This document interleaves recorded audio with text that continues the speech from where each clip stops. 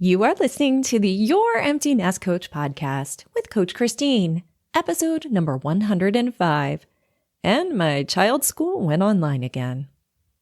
I work with mothers of high school students and beyond who are in the trenches with sad and possibly overwhelming thoughts about what their life will look like when their baby heads to college and begins to leave the nest. My client's big question is, what will I do with my time? Is this you? I've been there and I get it. Empowering you to write the next jaw-dropping, amazing chapter in your life is my passion. I am energized by leading you in the process of exploration and am thrilled when you unlock the power that lies within you. This podcast is my gift to you.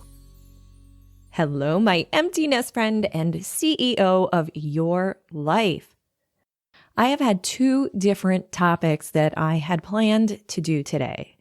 And the more I see schools moving online, be it college or elementary school, middle school, high school, and parents, rightly so, going right to freak out mode. I understand there are so many things to think about. I thought, I was a homeschooling mother. So I'd like to share some thoughts with you that hopefully help you moving forward. Before we dive in, a quick reminder that if you find yourself talking back to me at any part of this episode, if something resonates with you, if you have a question or a quick tip to share with my audience, please take the opportunity to leave me audio feedback either through SpeakPipe or my Google Voice number. You'll find the information to do this in the description of this episode on Apple Podcasts. Click Details. On Spotify, click See More. On Overcast, press the I for Information button. Get the idea? Of course, I always have full show notes with links to anything I discuss in the episode and a full episode transcription on my website. Those reside at youremptynestcoach.com/P for podcast and 105 for this episode's number. I can't wait to hear from you. Thanks. Thank you. It's time to thank our sponsor. This episode is sponsored by my membership community, the GPS Support Flock, your flight to success in the empty nest. If you are ready to find the GPS of your life, sign up to receive an immediate and free download of my PDF, How to Find Yourself in the Empty Nest, our GPS Life Principles document. You will also have the opportunity to learn about our community. See the link in this episode's show notes or fly on over to my website, youremptynestcoach.com. Click the GPS Support Flock button. See you soon.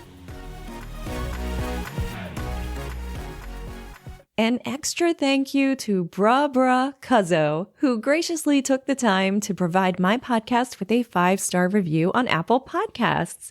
The encouraging review is titled, Listening to a Friend. From business to parenting to social issues, Coach Christine tackles them all in great form. I subscribed instantly and will listen regularly. Oh, this makes me feel so good. Thank you. You all know, if you're regular listeners, I talk about this periodically, that podcasting is a quiet medium in regard to feedback. So thanks, Cuzzo. Now, as I mentioned before, I had a totally different topic planned for today, but here it is Sunday. Episode comes out Friday, and I've been watching colleges and schools move back to being online for fall due to COVID-19. Make sure you are really watching your protector around all of the changes that are happening for your family's schooling situation. If 2020 has taught us anything, it is that we can handle change. We initially think we're not going to be able to handle this. It's going to be awful. All of the plans we had are up in the air or not happening at all. But guess what? We can handle it. We need to check our thoughts. We need to be in tune with our protector. We need to watch those thought deliveries that are continually being tossed at us over and over and over again from our family members, from the media, from schools, from well-intentioned friends, from friends who have different views and values and ideas about how the upcoming school year is going to go. You need to know you. You need to watch your thought deliveries 100%. So I want to say a few things about if your child is going online. And I'm going to talk about all age ranges real quick. So if your child's school is online and they are younger than high school, I want to challenge you in that if you thought what you did in the spring was homeschooling, I just want to say, no, it was not. That's all. Well, no, that's not all. But when your brick and mortar school is forced to go online very quickly to an infrastructure that they are not set up to do, that teachers are not educated in how to teach online, that your child probably can do it better than them because they spend more time on technology. I'm not talking about subject matter. That and then you expecting to help them teach a lesson that you know nothing about, that, my friend, is not homeschooling. So I don't want you to give homeschooling a bad rap because homeschooling can be amazing. Amazing. There are no forms to fill out. Well, you have your end of year, beginning of year, and things you need to do for your state that you live in, legal things. But you don't have these forms coming in daily that you have to sign for tomorrow. You don't have projects that your child didn't tell you about that you suddenly have to help them with. Your parent-teacher conferences are now you heading out to have coffee. And you can pat yourself on the back because you got to plan your day. So yeah, homeschooling has really bad days, but it also has really good days. And you have a lot more control on what it looks like. And guess what? I didn't even teach new math. I didn't have to. So I just want to share with you, if your child's young and you do have the opportunity to do traditional homeschooling, and that would work for your family, do research, look into it. You can reach out to me, email me, DM me on the socials. I am happy to talk about homeschooling anytime. And homeschooling for every family looks different. Some have no curriculum whatsoever. That's called unschooling. And others replicate what brick and mortar school looks like right in their house. And that's what works for them. It's all good. And then in the middle, you have cyber schools. So I want to introduce you to the idea of cyber schools if you haven't considered them. Whether it's temporary or long-term, it might be the right fit for your family right now. And I share this with you because cyber schools are already set up with the infrastructure to teach online. They already have teachers who are used to teaching online.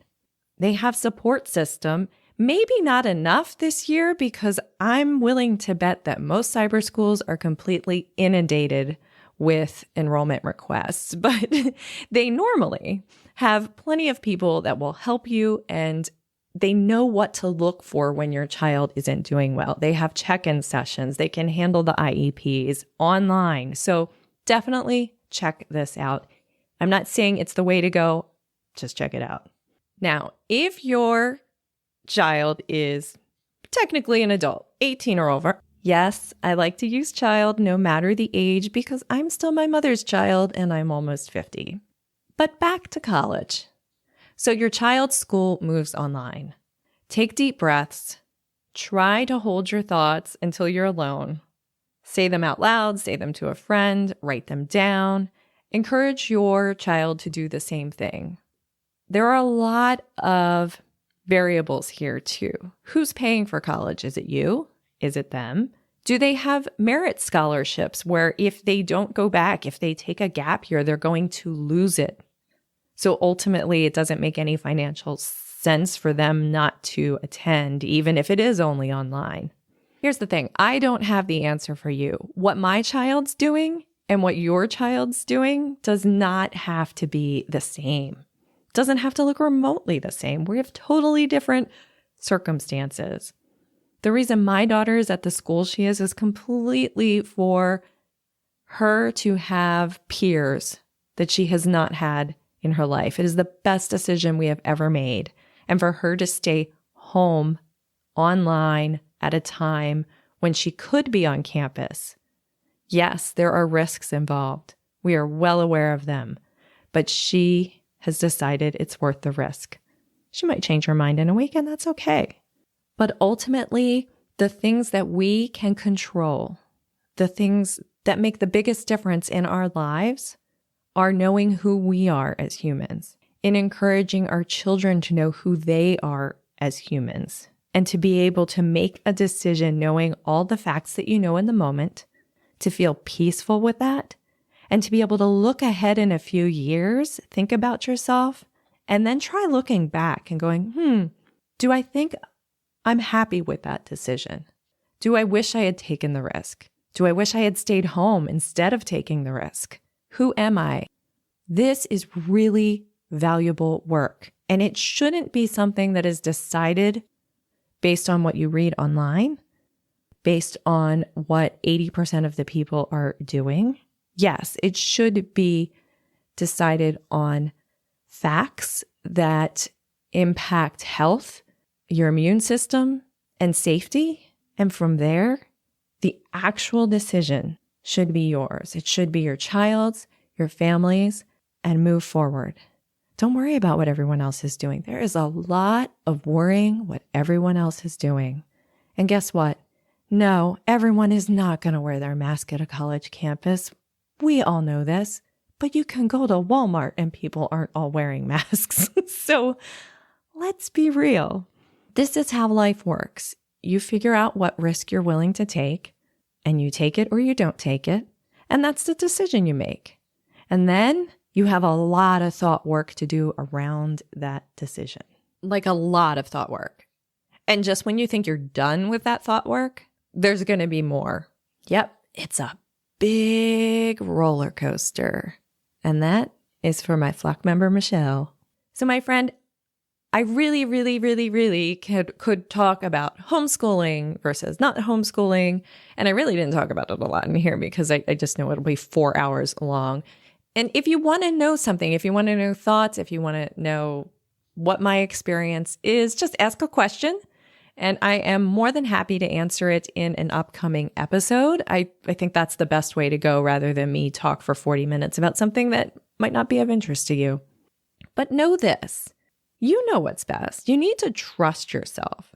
Your child, if they're 18 or older and they can drive away and pay for their college, and they decide to do something that you think is just not the right decision, well, I bet you did some of that stuff when you were their age. And this is their time to figure it out, to try the crazy things, to try the things that, yeah, there might be a lot of risk. It might be amazing. It might be awful, but you don't know until you try. So be there for your children right now.